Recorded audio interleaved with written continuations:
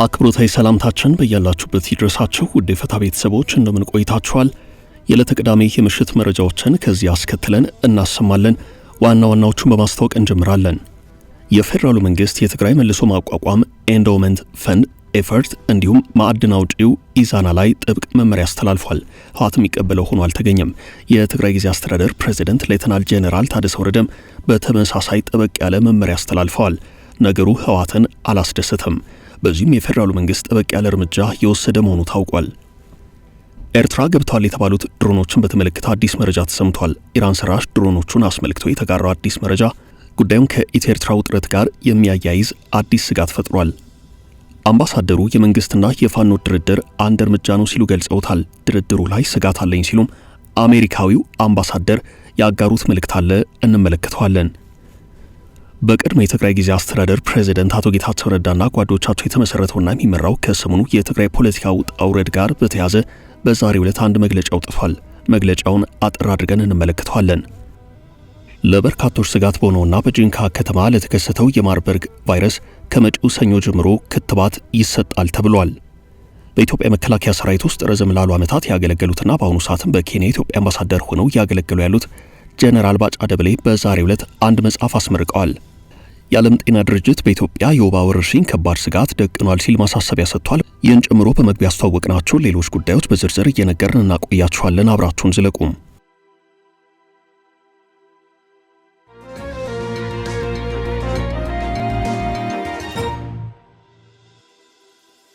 ለትግራይ የተላለፈው ጥብቅ መመሪያ።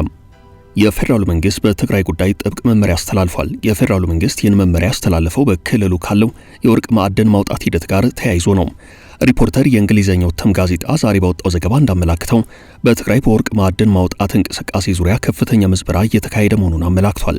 ለወርቅ ማውጣት ሂደት የሚውሉት ኬሚካሎች የአካባቢው ማህበረሰብ እየጎዱት ነው በሚል በርካታ ቅሬታ ይቀርባል። በዚህም ክልሉን በጊዜያዊ አስተዳደር ፕሬዝዳንትነት እየመሩ ያሉት ሌተናል ጄኔራል ታደሰ ወረደ የግድ መመሪያ በማውጣት የወርቅ ማውጣቱ ሂደት እንዲቋረጥ ተደርጎ የቆየ ሲሆን አሁን ግን ስራው እንዲቀጥል በእርሳቸው ቢሮ በኩል መመሪያ ወርዷል።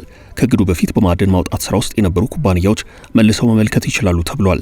የትግራይ መልሶ ማቋቋም ኤንዶመንት ፈንድ ወይንም ኤፈርት አባል ድርጅት የሆነው በማዕድን ማውጣት ስራ ውስጥ የተሰማራው ኢዛና ግን በፌደራሉ መንግስት በኩል ጥያቄ በመነሳቱ በነበረው የማዕድን ማውጣት ስራ የመቀጠሉ ጉዳይ ጥያቄ ውስጥ ገብቷል።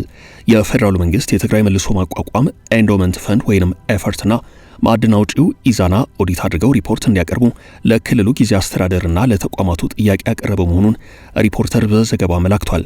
ሪፖርተር ወሬውን ከምንጮቼ ሰማሁ ብሎ በዘገባው አስነብቧል። የፌደራሉ መንግስት ጠበቅ ያለ ትዕዛዝ የህወሓት አመራሮችን እንዳላስደሰተ፣ በዚህ ዙሪያም ትዕዛዙን ለመፈጸም ፈቃደኝነት እንዳላሳዩ ተመላክቷል። የፌደራሉ መንግስት የትግራይ መልሶ ማቋቋም ኤንዶመንት ፈንድ ወይንም ኤፈርት የፋይናንስ እንቅስቃሴ እንደታገደ ታውቋል። ከሰሞኑ የትግራይ መልሶ ማቋቋም ኤንዶመንት ፈንድ ወይንም ኤፈርት እየተባለ የሚጠራው ድርጅት ንብረት የሆኑ ኩባንያዎች የባንክ ሂሳቦች ያለምንም የፋይናንስ ምርመራ በጅምላ መታገዳቸው ህገወጥ ነው ሲል ያወገዘ መሆኑ ይታወሳል። ኤፈርት ኦዲት አድርገ ሪፖርት አቅርብ ተብዬ በህወሓት አመራሮች በኩል ፈቃደኝነቱ ስላልታየ የባንክ ሂሳቤ ታግዷል ብሏል። የሰሞኑ የኤፈርት መግለጫ የእርምጃ በጦርነት የተጎዳውን የትግራይ ኢኮኖሚ መልሶ የማቋቋም ጥረት ላይ እንቅፋት ከመሆኑም በላይ በ10 ሺዎች ለሚቆጠሩ ሰራተኞች ማህበራዊ ቀውስ ያስከትላል። እነዚህ ኩባንያዎች ህግና ስርዓትን ተከትለው የሚሰሩ ቀልጣፋ የሂሳብ አያያዝ ስርዓት ያላቸው፣ ግብራቸውን በአግባቡ የሚከፍሉ ናቸው ብሏል።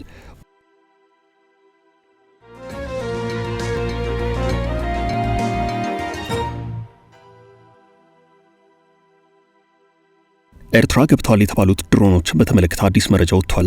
ኢራን ሰራሽ ድሮኖቹን በተመለከተ የተጋራው አዲስ መረጃ ጉዳዩን ከኢትዮ ኤርትራ ውጥረት ጋር የሚያያይዝ ነው። ባለፈው ወር በስፋት መነጋገሪያ የነበረው የኢራን ድሮኖች በኤርትራ መታየታቸውን ያመላክተው መረጃ ጉዳይ እንደ አዲስ እያነጋገረ ነው። ባለፈው ወር ንብረትነቱ የቤላሩስ የሆነ ኤሉዥን 62 የሚሰኝ ከባድ የጭነት አገልግሎት አውሮፕላን ወደ ምጽዋ በሮ ነበረም። ይህም በአስመራና ቴህራን መካከል የተፈጠረውን ግንኙነት የሚያሳይ ነው። ግንኙነቱ አዲስ መልክ ስለመያዙም እየተነገረ ነው። በትናንትናው ዕለት በዚህ ጉዳይ አዲስ መረጃ ያቀረበው የኢሲያ ታይምስ ዘገባ የኢራን እንቅስቃሴ ከኤርትራ በዘለለ በርካታ የአፍሪካ ሀገራት ላይ ትኩረት እያደረገ ስለመሆኑ አመላክቷል።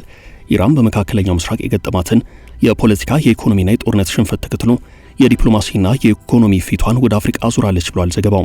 ኢራን ከበርካታ የአፍሪካ ሀገራት ጋር የጀመረቻቸውን ውጥኖች በወራት ከፋፍሎ የወሬ ምንጩ አስረድቷል። የዚህ ማሳያ የሆነው የቡርኪና ፋሶ የደህንነት ሚኒስትር በኖቬምበር 12 2025 በቴህራን ያደረጉት ከፍተኛ የሥራ ጉብኝት በሚል በአብነት ቀርቧል።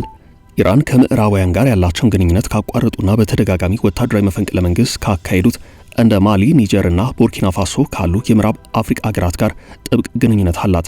እነዚህ ሀገራት ከኢራን ሰው አልባ ድሮኖችና የጦር መሳሪያዎችን ለደህንነት ሲፈልጉ በምላሹ ኢራን ማዕቀብን በመተላለፍ የኢኮኖሚ ገበያዎችንና ወሳኝ ማዕድናትን ከነዚህ ሀገራት ትሸምታለች። ኢራን ከኒጀር ጋር ባደረገችው ስምምነት የኒውክሌር መርሃ ግብሯን ለማጠናከር ወሳኝ የሆነውን ዩራኒየም ለመግዛት ስምምነት ላይ ደርሳለች። የኢራን ጉዞ አልጋ ባልጋ እንዳይደለ ያመላክተው ዘገባው የተባበሩት አረብ ኤምሬቶችና ሳዑዲ አረቢያ በአፍሪካ ያላቸው ከፍተኛ የንግድ ተጽዕኖ የኢራን እንቅስቃሴ ላይ ፈተና መጣሉን አመላክቷል። ኢራን የምትከተለው ጥቅም ተኮር አካሄድ ጥርጣሬን እየፈጠረ ነው። የዚህ ማሳያ ነው ሲል ዘገባው ያመላክተው የኤርትራን ድሮኖች ጉዳይ ነው። ኢራን ባለፈው ወር ለኤርትራ ድሮኖችን ማቅረቧ ከኢትዮጵያ ጋር በፈጠረችው ግንኙነት ላይ ጥላ ሊያጠላባትና ቀጠናዊ ውጥረትን ሊያባብስ እንደሚችል ተንታኞች ይናገራሉ። ኤርትራ በተዋጊ ሰራዊት ላይ በማተኮር ብዙም ቴክኖሎጂ ላይ የተመሰረተ የሰራዊት አወቃቀር ያላት ሀገር መሆኗ ይነገራል። ሀገሪቱ እንደ ሀገር የቆመችበት ጊዜ ከ3 አስርት ዓመታት በላይ ያልዘለቀ በመሆኑ የአየር ኃይል ግንባታ ከሚወስደው ጊዜ አንጻር ገና ብዙ ይቀራታል። ይህ ብቻ ሳይሆን የአየር ኃይል ግንባታ የሚጠይቀው የሰው ኃይል፣ የፋይናንስ አቅምና ከፍተኛ የቴክኖሎጂ አቅም ኤርትራን ሲፈትናት ቆይቷል። በ1990ዎቹ በነበረው የኢትዮ ኤርትራ ጦርነት ኤርትራ በኢትዮጵያ አየር ኃይል የበላይነት ተወስዶባት ነበረም። የድንበር ጦርነቱን የተሸነፈችውም አንድም በዚህ ምክንያት እንደሆነ ይነገራል። ከኢራን ጋር ወታደራዊ ግንኙነት ውስጥ መግባት ለአሜሪካና አጋሮቿ ማዕቀብ የሚዳርግ ከመሆኑም ባሻገር በእስራኤል የቁራኛ አይን ስር የሚያስገባ መሆኑም ሌላኛው የኤርትራ ፈተና ነው።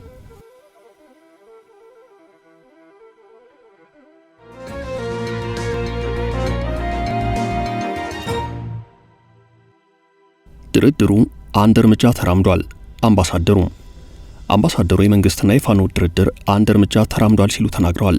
በቀደመው ጊዜ በኢትዮጵያ አሜሪካ አምባሳደር ሆነው ያገለግሉት የአሜሪካ ስቴት ዲፓርትመንት የአፍሪካ ጉዳዮች ምክትል ኃላፊ የነበሩት አምባሳደር ቴቦር ናዤ በዛሬው ዕለት በኤክስ ገጻቸው ባሰፈሩት ጽሑፍ ነው ይህንን የተናገሩት። የአማራ ክልል መንግስት ከአማራ ፋኖ አንደኛው ክንፍ ከሆነው የአማራ ፋኖ ህዝባዊ ድርጅት ጋር የሰላም ስምምነት መፈራረሙን አስታውቋል።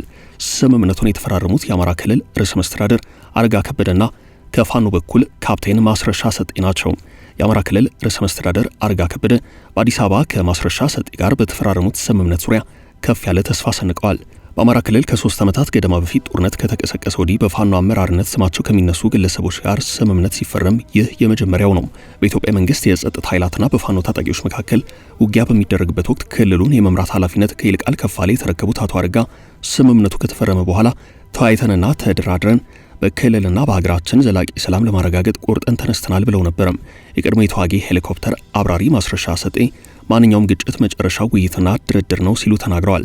ይህን ስምምነት የአፍሪካ ህብረት ማረጋገጫ የሰጠው ሲሆን አንደኛው የፋኖ ክንፍ በሆነው አማራ ፋኖ ህዝባዊ ድርጅትና በክልሉ መንግስት መካከል የሰላም ስምምነት መፈረሙን ያረጋገጠው የአፍሪካ ህብረት የተደረገውን የሰላም ስምምነት ለኢትዮጵያ ብቻ ሳይሆን ለመላው አፍሪካ ሰላም ትልቅ ምዕራፍ የሚከፍት ነው ብሎታል።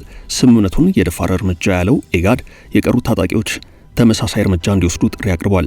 በዛሬው ዕለት ይህንኑ ስምምነት በተመለከተ የአሜሪካ ከፍተኛ ዲፕሎማት ቴቦር ናዥ ባሰፈሩት መልእክታቸው ይህ ድርድር ከፖለቲካ ህዝብ ግንኙነት ባለፈ ትርጉም እንዳለው ተስፋ አድርጋለሁ ብለዋል።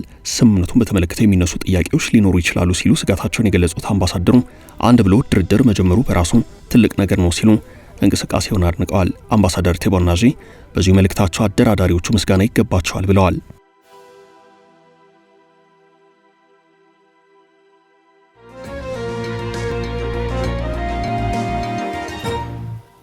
የነጌታቸው አዲሱ ጥሪም ጠንካራ የህወሓት ተቀናቃኝ በመሆን በትግራይ አዲስ የፖለቲካ እንቅስቃሴ ያደርጋል ተብሎ የሚጠበቀው የትግራይ ዴሞክራሲያዊ ፓርቲ ስምረት በዛሬው ዕለት ትግራይና ህወሓትን የተመለከተ ዘለግ ያለ መግለጫ አውጥቷል። ፓርቲው በዚህ መግለጫው ኋላ ቀር ቡድን ሲል የጠራውን አካል ኑ በጋራ እናስወግድ በማለት ጥሪ አስተላልፏል። የትግራይ ሰራዊት በማለት ለትግራይ ታጣቂዎች እንዲሁም ለክልሉ መንግስት ሰራተኞችና ለተለያዩ የህብረተሰብ ክፍሎች ጥሪውን ያስተላለፈው ስምረት አሁን በትግራይ ስልጣን ላይ ያሉ ኃይላት ዘርፈ ብዙ ሙስና ውስጥ በመዘፈቃቸው ከስልጣን ከወረድን ተጠያቂነት ሊያስከትልብን ይችላል በሚል ስጋት ስልጣን የሚለቁበት ሁናቴ እንደሌለ አያይዞ ገልጿል።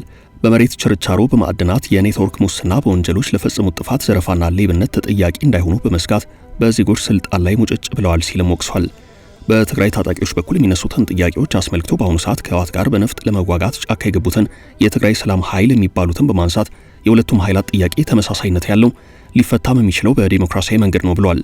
ለፌዴራሉ መንግስት ጭምር ጥሪ ያቀረበው ፓርቲው የፌዴራሉ መንግስት በሚወስዳቸው ኢኮኖሚያዊ እርምጃዎች የትግራይ ህዝብ ከአጥፊዎች ጋር በአንድ ላይ በጅምላ የጉዳት ሰለባ እንዳይሆን ብርቱ ጥንቃቄ መደረግ አለበት ብሏል።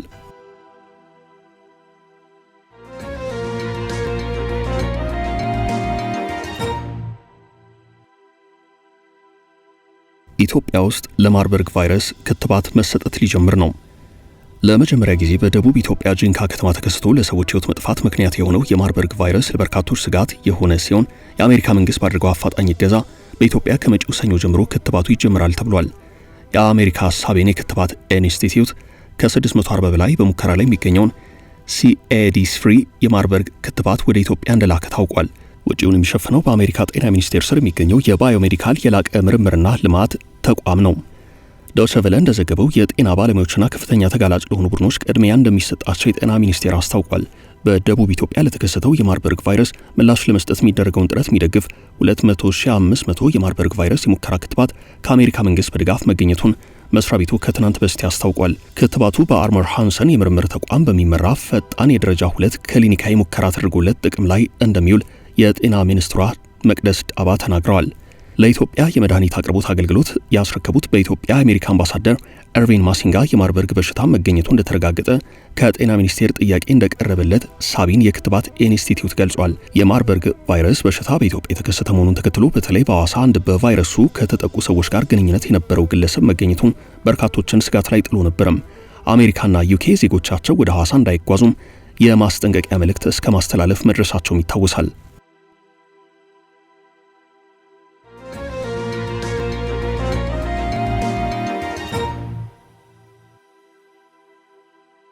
የጄኔራሉ አዲስ መጽሐፍ በኢትዮጵያ መከላከያ ሰራዊት ውስጥ ረዘም ላሉ ዓመታት ያገለገሉትና በአሁኑ ሰዓትም በኬንያ ኢትዮጵያ አምባሳደር ሆነው እየሰሩ ያሉት ጄኔራል ባጫ ደበሌ በዛሬው ዕለት አዲስ መጽሐፍ አስመርቀዋል። የመጽሐፉ ርዕስ የጸረ ሽምቅ ውጊያ ጥበብ የሚል ሲሆን በ5 ምዕራፎች ተከፋፍሎ በ187 ገጾች የተቀነበበ ነው። መጽሐፉ ስለ ሽምቅ ውጊያ ዳራና ልምድ፣ የጸረ ሽምቅ ውጊያ ዓለም አቀፍ ተሞክሮዎችን፣ የሸማቂና የአሸባሪ ቡድኖች ጠባይ፣ የጸረ ሽምቅ ውጊያና የጸረ ሽምቅ ግብረ ኃይል ዝግጅትን ምንነት የሚገልጽ ነው።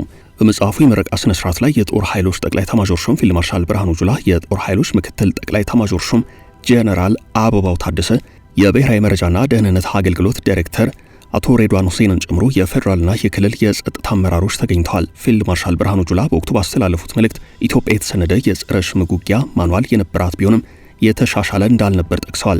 የጸረ ሽምቅ ውጊያ ጥበብ መጽሐፍ ዘመኑን የሚመጥንና ለጦር መሪዎች ማስተማሪያነት ከፍተኛ ጠቀሜታ እንዳለው አስረድተዋል። አያይዘውም ቀደም ሲል የሀገር ጦር መሪዎች የሚጽፉት መጽሐፍ ታሪክ ላይ እንደሚያተኩር አስታውሰዋል።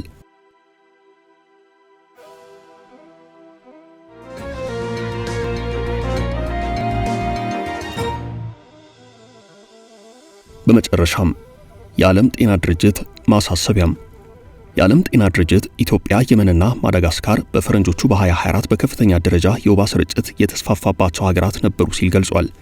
የመንግስታቱ ድርጅት የጤና ተቋም ሐሙስ ዕለት ባወጣው መግለጫ እንዳለው አብዛኞቹ በወባ ተይዘው የሞቱት ከሳራ በታች ባሉ የአፍሪካ ሀገራት የሚገኙ ሕፃናት ናቸው ብሏል። በወባ በ2024 ብቻ 610 ሺህ ገደማ ሰዎች መሞታቸውን አስታውቋል። በ2023 ደግሞ በበሽታው ከሞቱ ሰዎች ቁጥር የ2024ቱ ትንሽ ከፍ ያለ መሆኑን ጨምሮ ገልጿል። በበሽታው የተያዙ አዲስ ሰዎች ቁጥር ከ273 ሚሊዮን ወደ 282 ሚሊዮን ከፍ ብሏል ተብሎ እንደሚገመት የጤና ድርጅት ዓመታዊ ሪፖርት አመላክቷል። በፈረንጆቹ ሚሊኒየም ወባን በመከላከል ረገድ ከፍተኛ መሻሻል ታይቶ የነበረ ሲሆን ባለፉት ጥቂት ዓመታት ግን በሽታውን ለመከላከል የሚደረገው ትግል መቆሙን ድርጅቱ ገልጿል። እስካሁን ድረስ 47 ሀገራት ከወባ ነፃ መሆናቸውን አውጀዋል። በአንጻሩ በተለይ በኢትዮጵያ፣ ማዳጋስካርና የመን በበሽታው የሚያዙ አዲስ ሰዎች ቁጥር በከፍተኛ ደረጃ እየጨመረ ነው። የዓለም ጤና ድርጅት በፈረንጆቹ ከ2015 እስከ 2024 ባሉት ጊዜያት ውስጥ በበሽታው የሚያዙ አዲስ ሰዎች ቁጥር መጨመሩን ገልጿል። ውድ ቤተሰቦቻችን ለዛሬ ያዝንላችሁ ርዕሰ ጉዳዮች እዚህ ላይ ቋጨን። ላይክ፣ ሼር እና ኮሜንት በማድረግ ለቻናላችን ድጋፋችሁን መግለጽ እንዳትዘነጉ እያልን ከሌሎች መረጃዎች ጋር ደግመን እስክንገናኝ ቸር ያሰማን ስንል ተሰናበትን።